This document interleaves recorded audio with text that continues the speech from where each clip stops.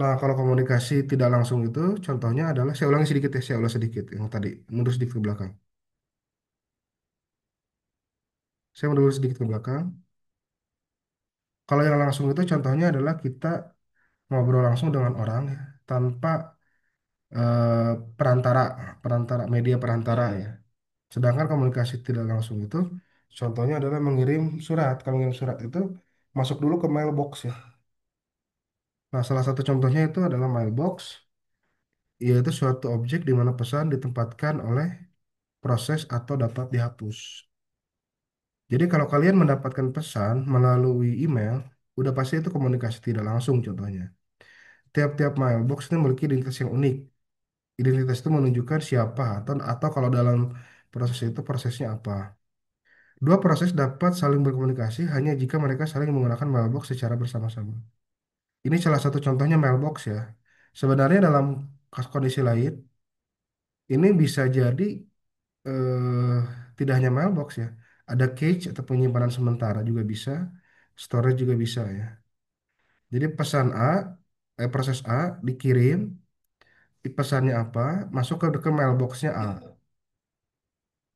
Nah, yang menerima dia akan membuka mailboxnya, gitu ya. Jadi medianya adalah media tidak langsung adalah mailbox. Kemudian sinkronisasi. Sinkronisasi adalah komunikasi antara proses yang membutuhkan place by call ya untuk mengirim dan menerima data primitif. Terdapat rancangan yang berbeda-beda dalam implementasi setiap primitif. Pengiriman pesan mungkin dapat blocking atau tidak dapat di blocking non-blocking. Juga dikenal dengan istilah sinkron atau sinkron. Nah, makanya tadi saya bilang sinkronisasi itu ada dua, ada asinkron, ada sinkron. Nah, saya kasih contoh. Dalam pembelajaran kuliah itu ada sinkron dan ada asinkron. Asinkron itu biasanya dosennya menyampaikan tidak langsung. Dia melalui perantaraan materi, biasanya dokumen. Sedangkan sinkron itu langsung melalui Zoom misalnya atau ketemu tatap muka. Nah, kalau pengiriman pesan itu apa namanya? Kalau istilah blocking dan non-blocking itu artinya pesan itu dapat diblok atau pesan itu tidak dapat diblok ya. Nanti ada prioritas dan seterusnya. Yang terakhir adalah buffering, baik komunikasi langsung atau tidak langsung. Pertukaran pesan oleh proses memerlukan antrian sementara. Jadi kalau dalam suatu pengiriman itu kapasitas pesannya misalnya 10 yang lewat di dalam satu proses itu, tapi ternyata yang mengirimnya 20, maka yang 10 ini masuk ke buffer. Dan buffer juga punya kapasitas. Jika melebihi kapasitas buffer juga pesannya otomatis tidak akan sampai. Jadi failed ya komunikasinya. Pada dasarnya terdapat tiga jalan di mana antrian tersebut diimplementasikan. Ada tiga ya, ada zero capacity yang tanpa kapasitas, jadi semua antrian bisa langsung diproses.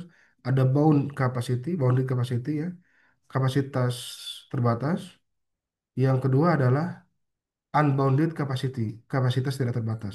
Apa perbedaan antara zero capacity dengan unbounded capacity? Apa perbedaan tidak ada kapasitas dan kapasitas tidak terbatas?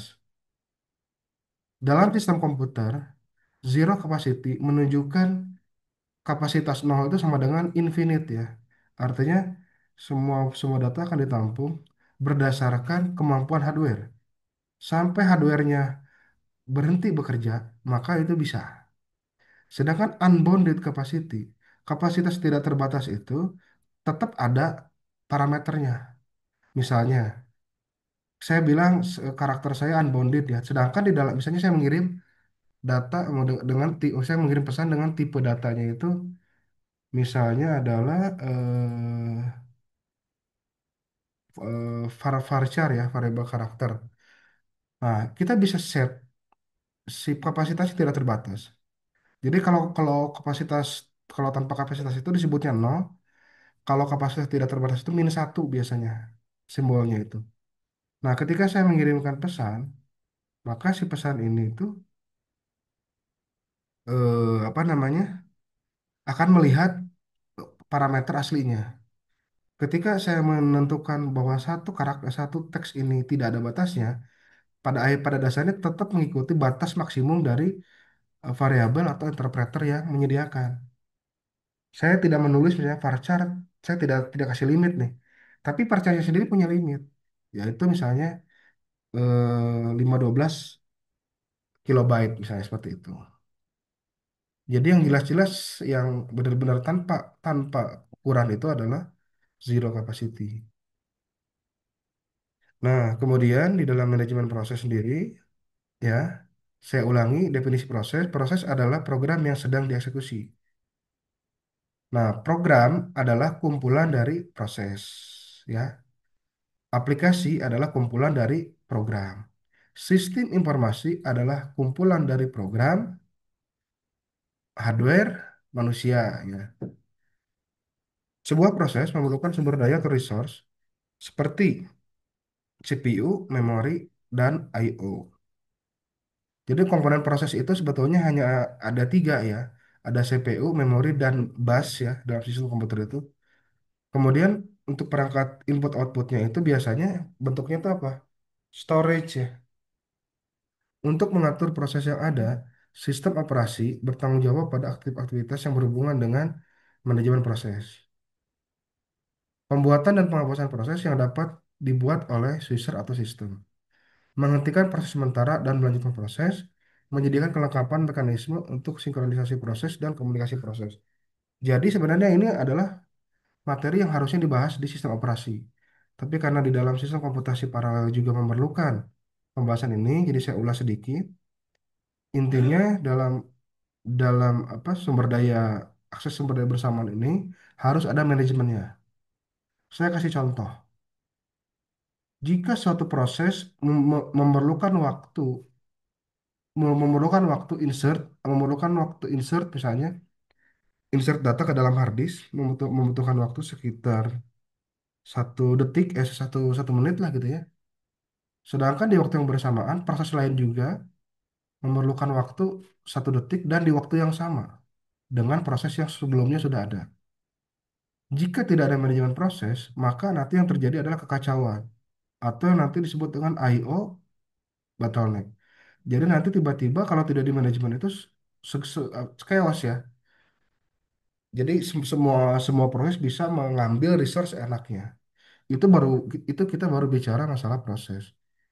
Kita belum bicara masalah resource yang lain. Saya kasih contoh ulangi sekali lagi. Kalau di waktu yang sama ada dua proses yang membutuhkan suatu resource, katakanlah disk ya, dan itu secara bersamaan tidak ada yang mengatur, maka akan terjadi chaos ya, ngeheng lah gitu ya. Nah, itu pun terjadi di CPU dan memori. CPU itu adalah komponen yang bisa paralel. CPU punya clock.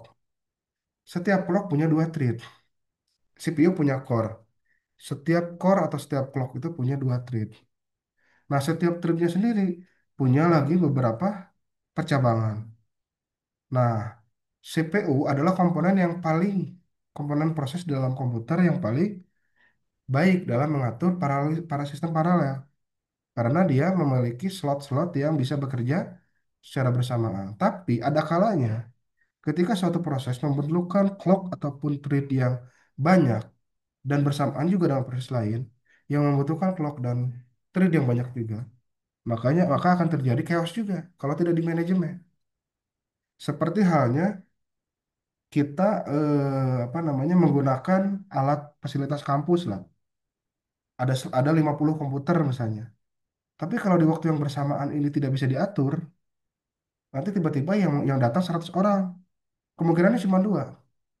Kemungkinan pertama adalah 50 orang tadi masuk duluan, 50 orang tadi nunggu di luar, atau 100-100-nya masuk ke dalam dan terjadi chaos. Nah, mekanisme 50 orang masuk ke dalam dan 50 orang tunggu di luar itu menjadi salah satu bukti atau salah satu wujud dari manajemen proses. Nah, berikutnya adalah manajemen memori ya.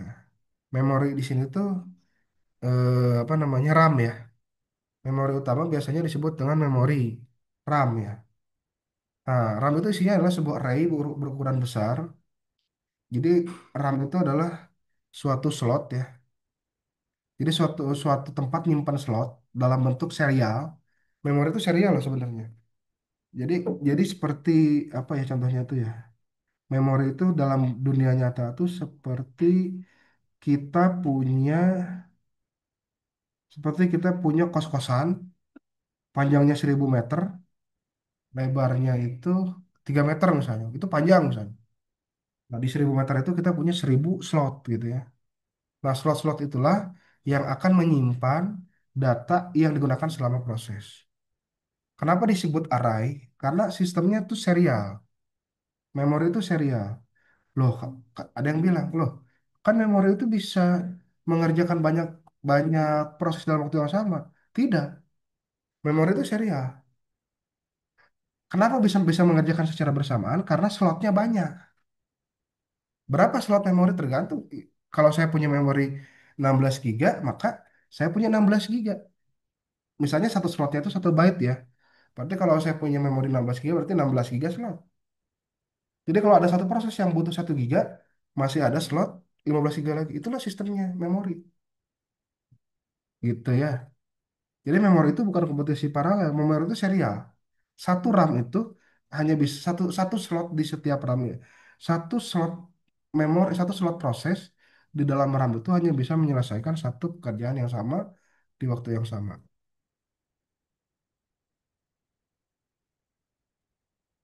Nah, berikutnya ada manajemen file. Seperti yang saya ceritakan tadi ya. Saya ceritakan sebelumnya.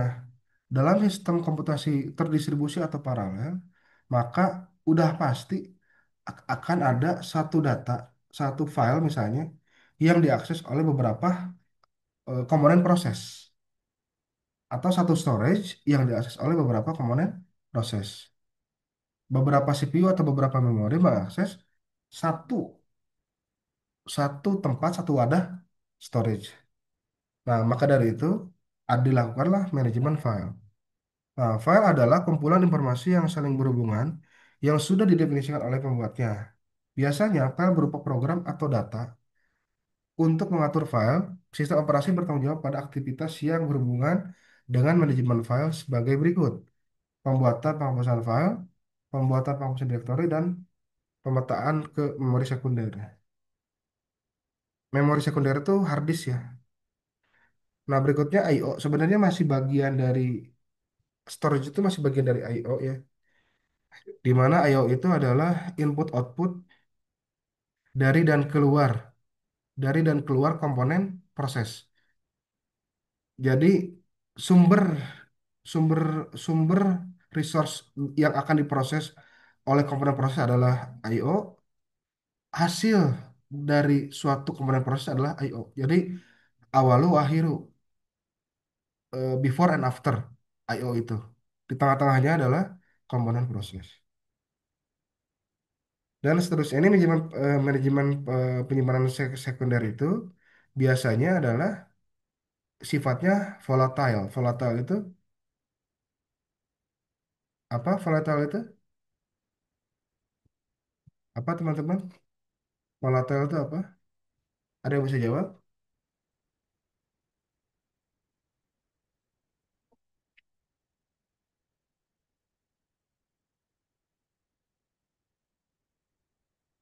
Ya, silahkan.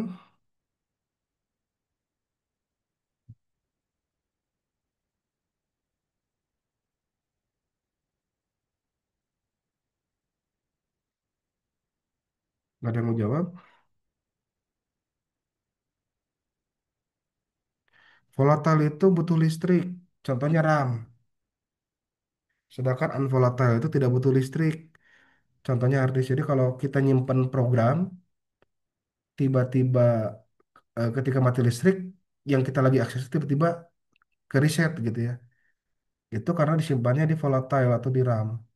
Sedangkan kalau kita nyimpan sesuatu di hard disk, tiba-tiba mati listrik, begitu nyala lagi listriknya, kita cek lagi datanya masih ada. Itu contohnya ya. Nah, sistem komputer ini harus menyediakan penyimpanan sekunder untuk backup memori utama. Beberapa sistem komputer modern menggunakan disk atau hard disk ya untuk media penyimpanan, baik program maupun data. Contohnya ketika kita membuka komputer ya, kita kita lagi ngetik Word nih, kita lagi ngetik Word. Kan logikanya kalau itu disimpan di proses belum di save kan. Ketika kita membuat dokumen Word dan itu belum di save, maka datanya tuh ada di memori kan. Maka ketika mati listrik, begitu nyala lagi datanya hilang. Tapi Microsoft Word sudah punya mekanisme sekundernya, yaitu membuat autofile di temporary storage yang ada di hard disk. Ya.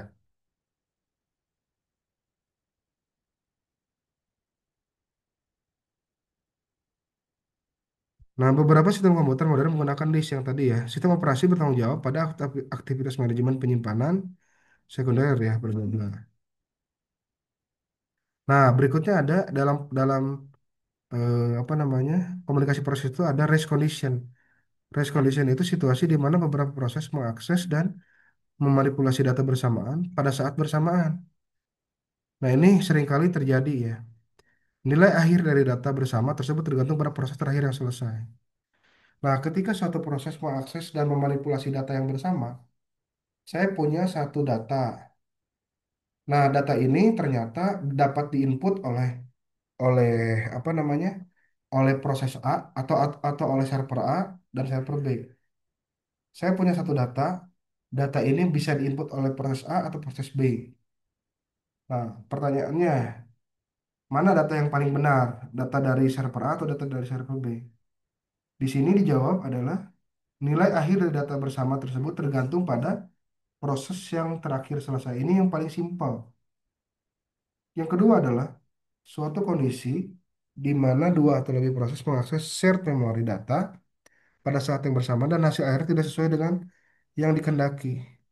Jadi dalam race condition itu, kalau kita mengacu ke data yang terakhir, mungkin bisa jadi datanya benar. Tapi ketika kondisinya datanya rusak atau datanya tidak benar, itu menjadi tantangan challenging di dalam sistem proses paralel ya. Jadi ada kemungkinan pada saat akhir itu datanya tidak sesuai.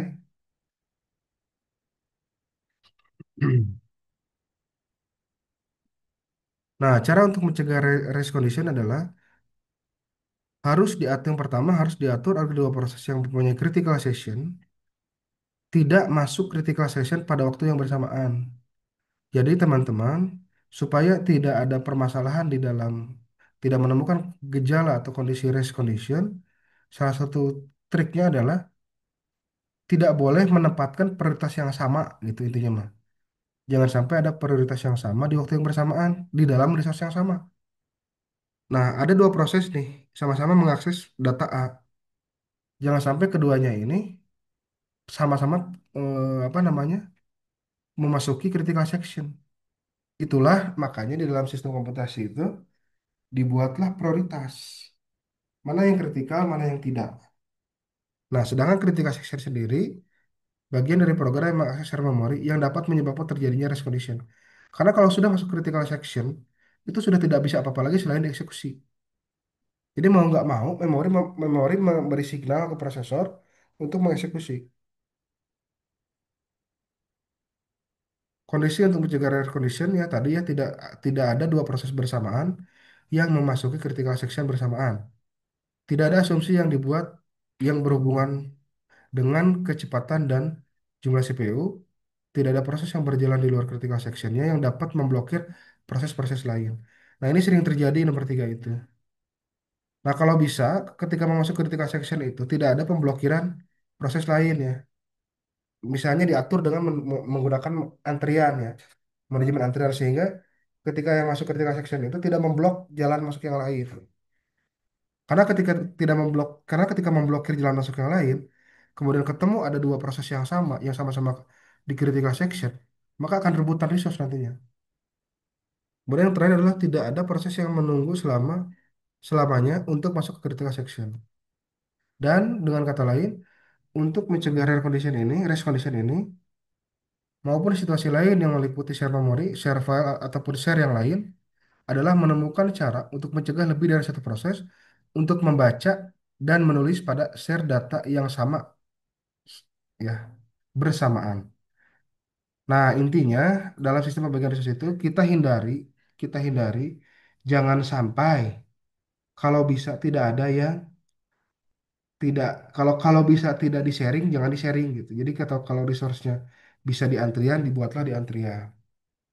Kalau read itu masih aman sebenarnya. Kalau read itu tidak merubah file, tapi yang bahaya itu yang write.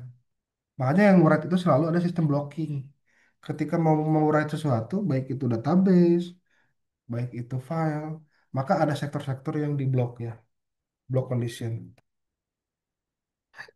Mutual exclusion ya, terakhir. Suatu cara untuk memastikan bila sebuah proses dengan sedang menggunakan sebuah set variable atau file sehingga proses yang lain harus tidak diikutsertakan. Jadi ketika ada proses-proses yang muncul secara bersamaan, maka aku harus ada yang mengalah dan di-exclude ya dari dalam antrian resource. Pada saat sebuah proses sedang sibuk mengupdate set memori pada critical section, tidak diperkenankan ada proses lain masuk ke critical section sehingga tidak menjadi race condition. Ini udah diulang-ulang ya. Disabling interrupt, jadi tidak ada interrupt ya. Tiba-tiba ada yang proses yang tiba-tiba apa menerobos antrian lah istilahnya. Interrupt itu. Kemudian lock variable ya. Demikian materi pada pertemuan ini. Silakan, ada yang ditanyakan?